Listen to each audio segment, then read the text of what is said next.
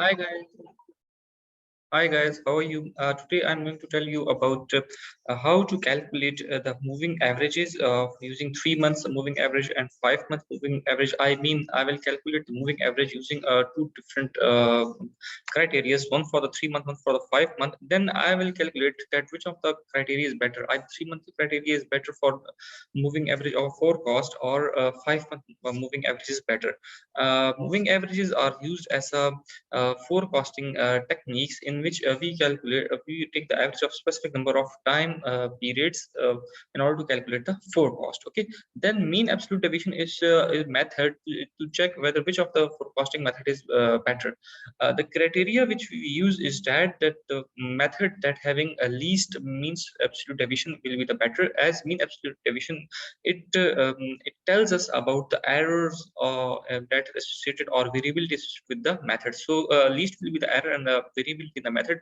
We will prefer that. So we come towards the problem that the Saki motorcycle dealer in like this, and they want to make an accurate forecast, and based upon that they will use two different techniques for uh, 3 month and 5 month techniques. Okay, the data is given for a whole year, the January to December. So we have to calculate this moving averages. So I will solve this question in Microsoft Excel. Okay, this is the question I have solved it. And then again, I will solve it step by step. First of all, we will copy this data and we will paste it here. Okay. After pasting, the for first step will be to calculate the 3 months moving average. So I will calculate it quickly. Okay, this is very simple process of the calculation of 3 months forecasting error. Just you will have to take the average. Look at this.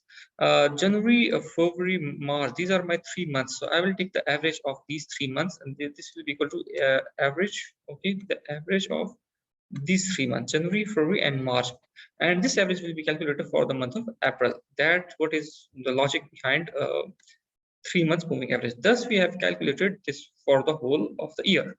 Okay, we will do a slide formatting, using formatting, because in order to specify the digits after point. Okay, then okay, look at this, that for the January of the next year I have calculated its forecast by taking the values of D29 to D31, and D29 to D31 are the values of the previous value of the year, previous year, October, November, December. So that's 3 year forecasting.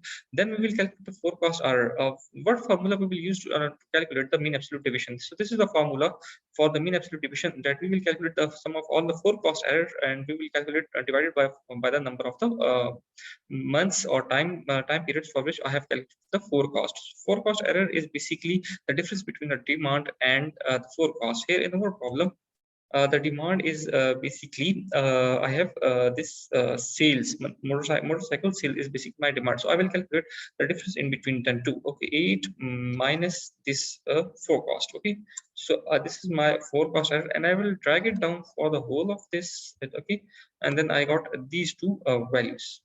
Then in the next step I will calculate the absolute. So for the absolute, the formula in the Excel is ADS. Okay, so I will calculate the absolute of this, and then I will drag it down it 2, and thus it is dragged down. For calculating the MAT, okay, it's quite easy in a single step, that I will calculate.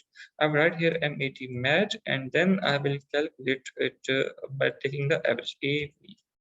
Okay, average of all these.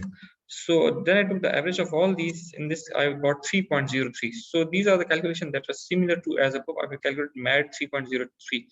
So these are the, thus up till there I have calculated the for a moving average for 3 months, and then it's MAD for the 3 months.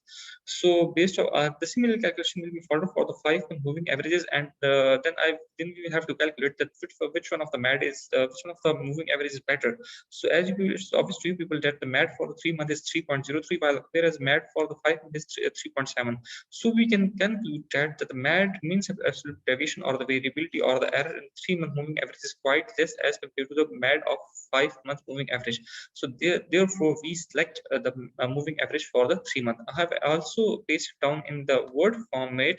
That is very obvious that first we will calculate the moving average for the 3 months. So I have calculated using this formula average. Okay, then I've calculated the moving averages for the 5 months. Then similarly, I've gone through. Then I've written the formulas. Okay, then I've calculated the forecast error for the 3 month. Then I took the absolute error for the absolute error.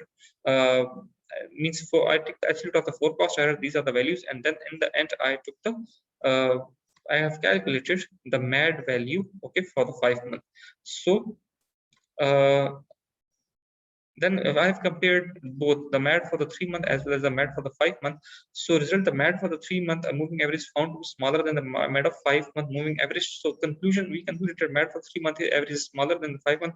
So we select 3 month moving average. And our criteria is, I have stated my criteria in the start of this problem, that we select the moving average with a smaller mat. So I hope you people got this idea for the mat. And if you have any question, you can ask me directly, and you can text me or you can comment. I will do the reply of your comments. Thanks a lot for watching this video. Please subscribe to my channel.